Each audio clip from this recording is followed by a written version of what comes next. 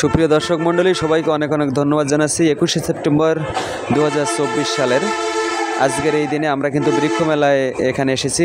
Barishal brace পার্কের যে বৃক্ষ মেলা হচ্ছে জেলা প্রশাসন এবং সামাজিক বন বিভাগের আয়োজনে বরিশালের যে বৃক্ষ মেলা, এই বৃক্ষ মেলায় কিন্তু শুধু বৃক্ষ নয়, অনেক গুল্ম প্রজাতির গাছও আছে, ক্যাকটাস, তারপরে বনসাই, অনেক ধরনের গাছ দেখতে পাবেন।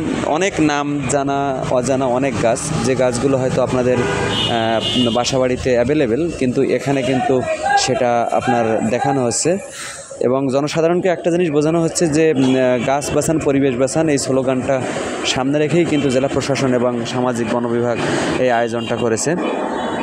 এখানে কিন্তু আপনি সব ধরনের গাছ পাবেন এবং যেগুলো 12 মাসি আম এবং অনেক ভালো ভালো গাছ, 12 মাসি আম, তারপরে কাঁঠাল, অনেক সুন্দর সুন্দর গাছ পাওয়া যায় যেগুলো আপনার কিন্তু ফল দেবে। পেঁপে গাছও আছে এবং সবচেয়ে বড় কথা, এখানে ক্যাকটাসের একটা ভ্যালি আছে। ক্যাকটাস, প্রচুর ক্যাকটাসের ভ্যালি আমি সামনে পড়েছিল।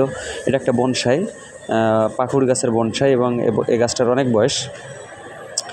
যেহেতু আমি একসময় বনসাই করেছিলাম, যেহেতু আমার বরিশালের বাসায় জায়গার অপ্রতুলতার কারণে আমি কিন্তু রাখতে পারিনি, সেগুলো অবশ্য আমার এক রিলেটিভদের বাসায় রেখে এসেছিলাম।